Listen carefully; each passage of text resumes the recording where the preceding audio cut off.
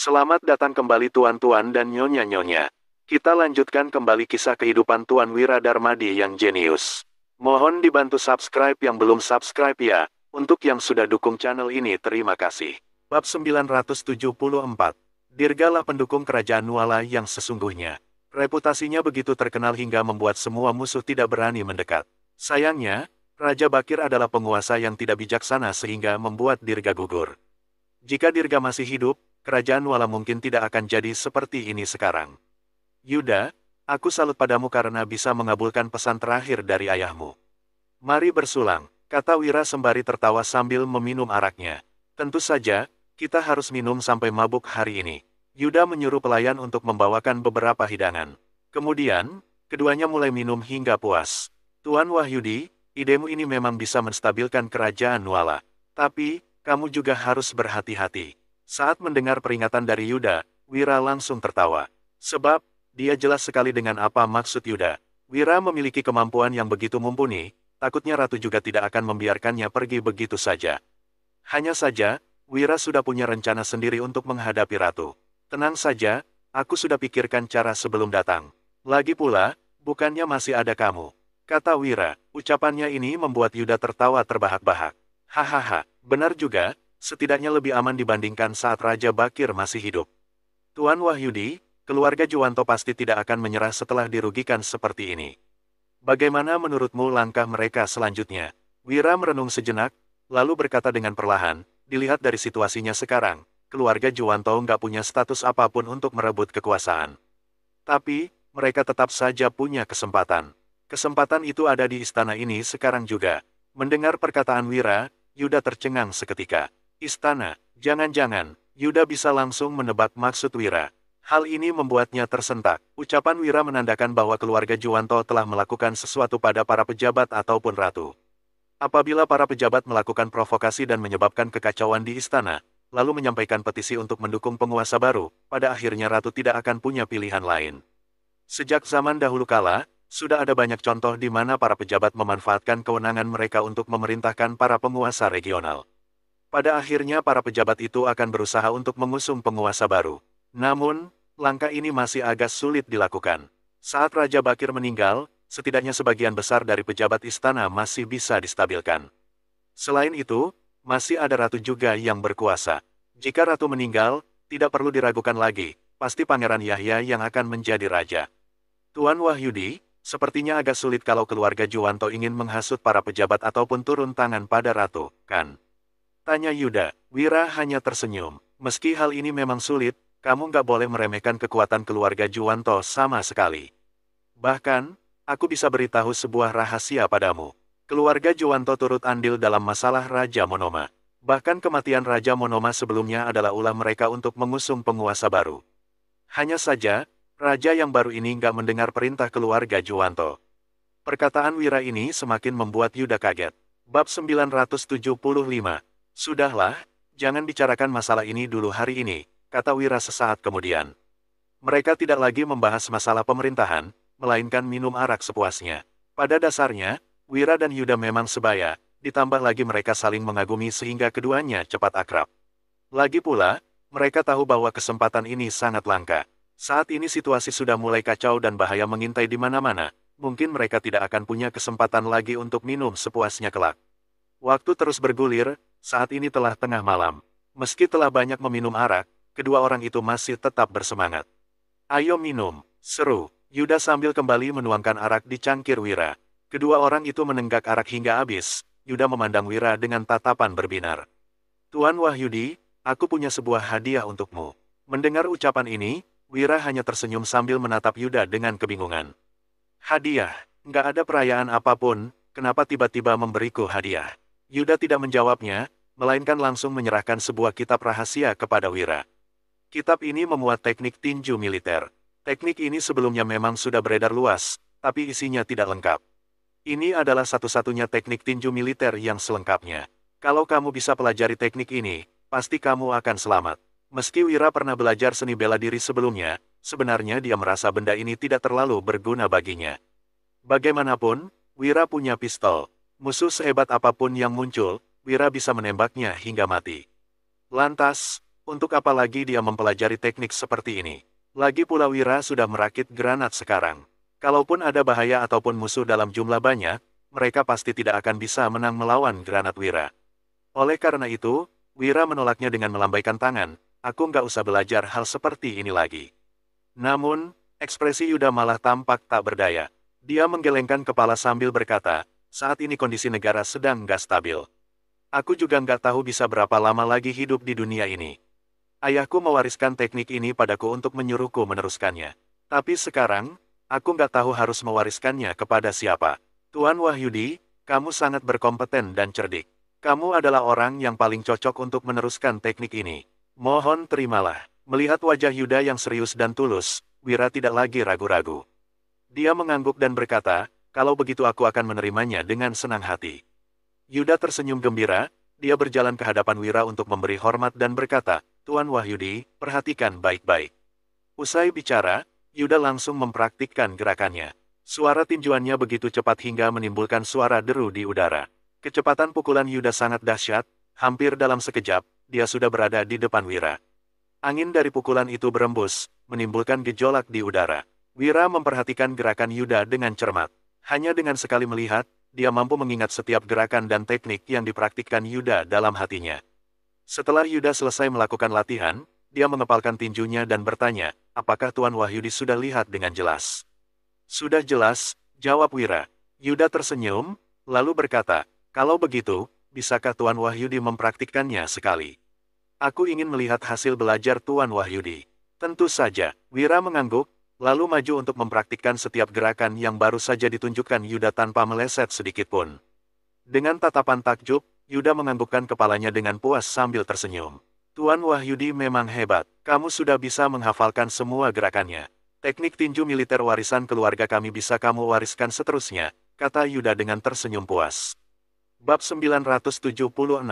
Setelah berkata demikian, sorot mata Yuda tampak sangat puas. Setelah tersenyum sejenak, Wira juga merasa sangat bersyukur.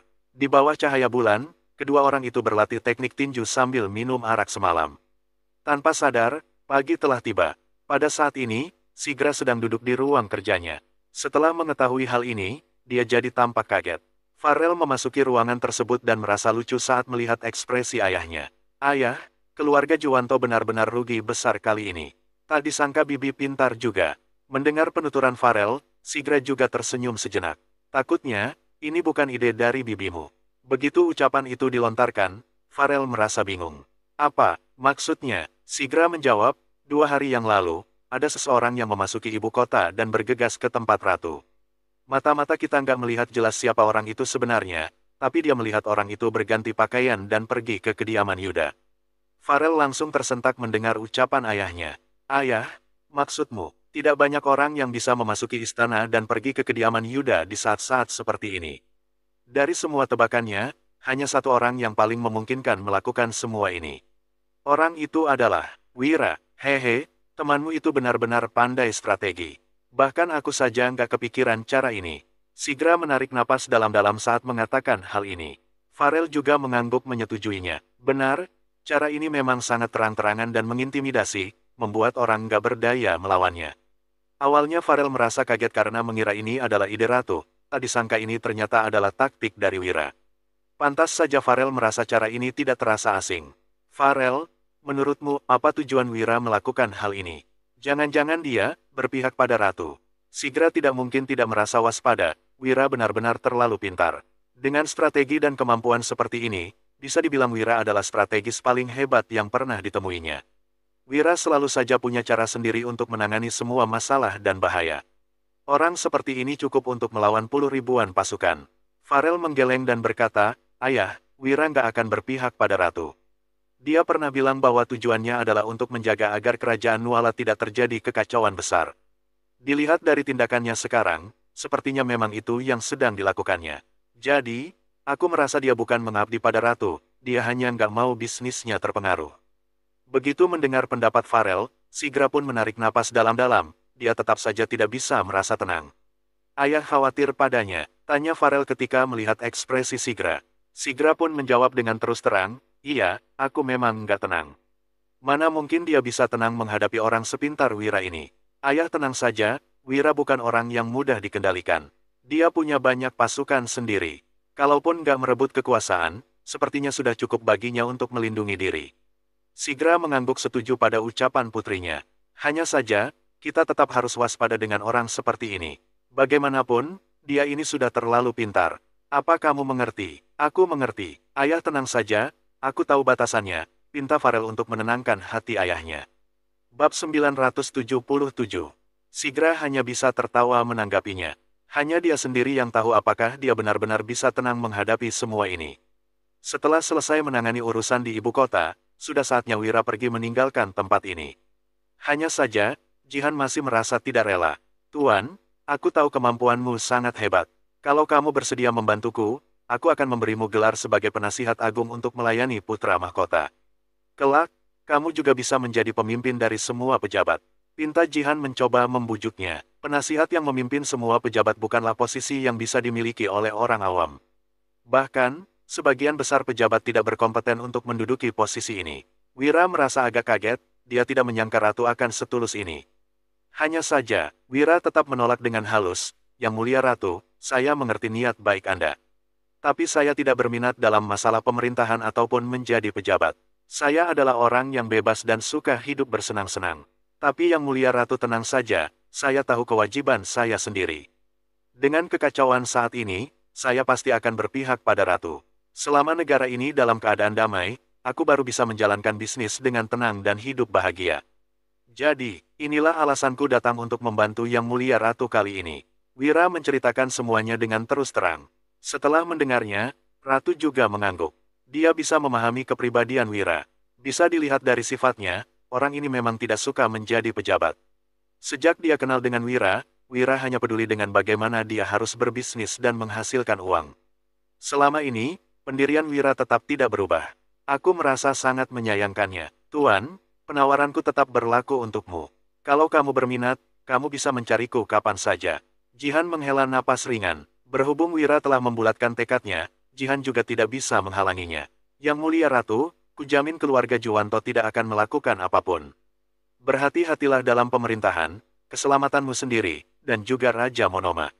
Setelah Wira selesai mengucapkan semua itu, Jihan pun mengangguk padanya. Aku mengerti, akan kuantarkan kamu, Tuan. Jihan sendiri yang mengantarkan Wira keluar dari istana. Kedatangan Wira di ibu kota kali ini tidak berlangsung lama. Hanya dalam 2 hari saja dia sudah menyelesaikan semuanya. Pada saat ini, Wira menunggangi kudanya untuk kembali ke Dusun Darmadi bersama Danu. "Kak Wira, strategimu kali ini benar-benar hebat. Hanya saja, apakah keluarga Juwanto akan tahu bahwa ini adalah idemu?" Danu hanya mengkhawatirkan keluarga Juwanto akan mencelakai Wira jika mengetahui hal ini. Keluarga Juwanto bukanlah keluarga biasa. Jika mereka turun tangan, takutnya akan terjadi kekacauan besar. Wira hanya menghela napas, belum tahu untuk saat ini, tapi mungkin akan tahu suatu hari nanti. Tapi kamu tenang saja, kalaupun keluarga Juwanto ingin balas dendam, dia nggak akan bisa mendapatkan keuntungan di Dusun Darmadi. Wira telah membuat Dusun Darmadi menjadi benteng yang kuat. Jika keluarga Juwanto berani datang mencari gara-gara, Wira akan membuat mereka menyesali perbuatannya. "Hehe, Kak Wira, apakah kakak akan menikah sepulangnya nanti?" Tanya Danu tiba-tiba saat terpikirkan akan hal ini. Wira mengedipkan matanya perlahan, sepertinya memang sudah saatnya. Meski negara ini belum aman, hal ini tidak memengaruhi dirinya. Lagi pula, kalaupun Wira bisa menunggu, para wanita itu tetap saja harus diberi status. Dunia zaman ini berbeda dengan zaman modern, Wira harus lebih memperhatikan para wanita itu. Pasti akan sibuk sepulangnya nanti, gumam Wira sambil tersenyum. Kedua orang itu pun bergegas pulang ke Dusun Darmadi. Bab 978. Berita kepulangan Wira diberitahukan kepada Wulan dan yang lainnya langsung. Wira takut bahwa mereka akan mengkhawatirkan dirinya. Oleh karena itu, dia menyuruh Yuda untuk mengirimkan merpati surat kepada mereka pagi ini. Karena itulah, saat Wulan dan yang lainnya menerima surat ini, mereka sangat bergembira. Ditambah lagi dengan kejadian dalam 2 hari belakangan ini, mereka menjadi semakin tidak tenang. "Suamiku sudah mau pulang, kalian berdua sudah mau menikah. Sepertinya kalian juga sudah nggak sabar, kan?" Tanya Wulan pada Dian dan Dewina dengan nada menggoda. Mendengarnya, kedua gadis itu langsung tersipu. Sejujurnya, mereka sudah lama menunggu hari ini. Mereka belum pernah merasakan penantian seperti ini. Dalam hal ini, Wulan juga turut merasakan hal yang sama. Hanya saja, Saat itu Wulan masih belum terlalu memikirkan hal ini. Saat Wulan menikah dengan Wira beberapa tahun lalu, meski Wira termasuk berjasa, tapi saat itu dia masih seorang pengangguran. Wulan merasa sangat gelisah saat menikah dengannya. Namun, kini, sifat Wira telah berubah. Wulan benar-benar menyukai sifatnya yang sekarang. Meski mereka telah menikah, jika Wira mengatakan ingin menikahinya lagi, Wulan tetap akan merasa terharu dan penuh harap. Seisi dusun Darmadi dihias dengan berbagai dekorasi yang meriah. Bagaimanapun, Wira pernah mengatakan akan langsung menikah setelah pulang nanti. Kini Wira sudah dalam perjalanan pulang, tentunya semua orang di dusun Darmadi mulai sibuk mempersiapkan hal ini. Setelah dihias dengan meriah, Wira sendiri bahkan terkejut melihat pemandangan ini saat tiba di dusun Darmadi. Lumayan juga persiapannya, puji Wira saat turun dari kuda bersama Danu. Wulan dan Putro langsung menghampiri mereka untuk menyambutnya. Namun, Wira tidak melihat sosok Dian dan Dewina, sehingga dia bertanya dengan penasaran, kenapa mereka nggak kelihatan? Begitu ucapan itu dilontarkan, Wulan langsung tersenyum dan menggodanya, tentu saja mereka malu. Suamiku, kita sudah pilihkan hari yang bagus. 2 hari lagi upacaranya akan diadakan. Jadi, kamu nggak akan bisa bertemu mereka dalam 2 hari ini. Wira langsung mengerti setelah Wulan mengatakan hal itu. Memang sebaiknya pengantin tidak bertemu dulu beberapa hari menjelang pernikahan. Lalu bagaimana denganmu? Kenapa kamu keluar untuk menemuiku? Tanya Wira sambil tersenyum menatap Wulan. Wajah Wulan langsung merah padam saat berkata, tentu saja aku nggak malu lagi. Mendengar pengakuannya, Wira langsung tertawa terbahak-bahak sambil menggandengnya kembali ke dusun Darmadi. Waktu 2 hari berlalu dengan cepat. Wira memang tidak memberitahu hal ini kepada banyak orang, hanya warga dusun Darmadi yang tahu akan hal ini. Meski pernikahan memang seharusnya dirayakan dengan meriah, Wira tetap merasa harus rendah hati. Pada saat ini, Wira sangat senang saat melihat ketiga istrinya yang mengenakan gaun pengantin yang cantik. Suasana di dusun Darmadi sangatlah ramai.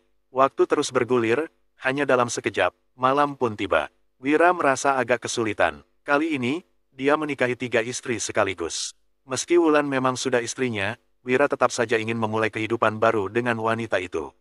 Namun, kini, Wira merasa pusing saat memikirkan harus malam pengantin dengan 3 orang istri ini. Danu dan yang lainnya mengantarkan Wira ke kediamannya dan mulai mengejeknya. Hahaha, Kak Wira bakal sibuk malam ini sama 3 pengantin. Iya nih, 3 istri menunggumu, Kak. Kakak harus pilih dengan bijaksana mau masuk ke kamar yang mana duluan. Sekelompok orang ini merasa senang melihat Wira kebingungan. Wira memelototi mereka dengan kesal. Sudahlah, kalian pulang saja, aku mau melanjutkan malam pengantin. Usir Wira, bab 979. Wira merasa dilema saat melihat ketiga kamar yang menyala terang. Pada saat ini juga, Wulan tiba-tiba bersuara, suamiku, kamu nggak akan bisa masuk ke kamarku semudah itu malam ini. Aku harus mengujimu dulu, kamu baru boleh masuk kalau lolos tesku. Ucapannya ini membuat Wira tercengang. Oh ya, silakan berikan tesnya. Setelah berpikir sejenak, Wulan berkata, kamu bilang kamu sangat mencintaiku. Kalau begitu, coba katakan apa makanan kesukaanku. Tanpa ragu-ragu, Wira menjawab, rebung. Istriku paling suka rebung. Wira memberi jawaban itu dengan percaya diri, tapi Wulan malah mendengus setelah mendengar jawabannya. Salah, seleraku sudah berubah sekarang, aku nggak suka rebung lagi. Jadi, kamu nggak boleh masuk malam ini. Usai berkata demikian, Wulan mematikan lilin di kamarnya dan melanjutkan, suamiku, kamu pergi ke kamar mereka berdua saja. Setelah mendengarnya, Wira tentu paham bahwa Wulan memang sengaja melakukan hal ini. Setelah menghela napas ringan, Dian juga berkata, suamiku, aku juga mau menanyakan suatu hal. Kalau nggak bisa menjawabnya, kamu juga nggak boleh masuk ke kamarku. Wira langsung tertawa getir mendengarnya. Para istrinya ini malah saling mengalah. Kamu tanyakan saja, balas Wira. Pertanyaanku sama dengan Kak Wulan. Wira kembali menghela napas, tampaknya tidak ada jawaban yang benar bagi mereka. Jadi, Wira juga tidak tahu lagi harus bagaimana menjawabnya. Pada akhirnya, jawaban Wira memang salah. Setelah melihat lilin di kamar Dian dimatikan, Wira melihat ke arah kamar Dewina. Tak disangka, gadis ini malah punya pertanyaan yang sama. Salah, suamiku, kamu juga nggak boleh masuk ke kamarku. Dewina mematikan lilinnya setelah berkata demikian.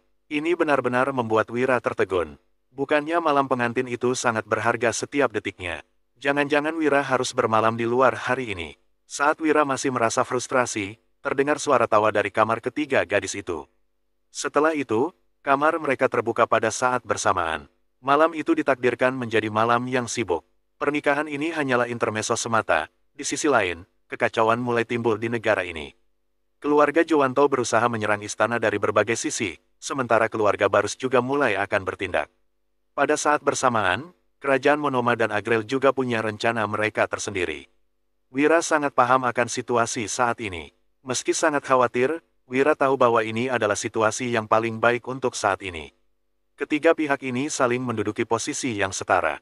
Ratu berada di pihak yang benar dan memiliki alasan yang kuat, membuat keluarga Barus dan keluarga Juwanto tidak berani bertindak sembarangan. Meskipun keluarga Juwanto memiliki alasan yang kuat, setelah strategi penganugerahan 3 provinsi oleh Wira, keluarga Juwanto jadi tidak berdaya.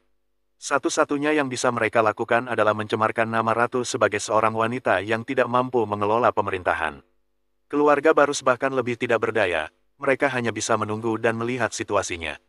Namun, karena situasi saat ini cukup stabil, mereka tidak bisa turun tangan. Sementara itu, Wira adalah pihak yang paling diuntungkan. Dia telah diam-diam membangun kekuatannya tanpa terjadi konflik apapun. Musim demi musim silih berganti, dalam sekejap, setahun telah berlalu. Selama setahun itu, tidak ada perubahan signifikan bagi Ratu, keluarga Barus, atau bahkan keluarga Juwanto. Namun, berbeda lagi ceritanya bagi Wira dan orang-orang di sekitarnya. Selama setahun itu, kekuasaan Wira berkembang pesat. Posisinya kini bagaikan naga raksasa yang siap melesat ke langit kapan saja.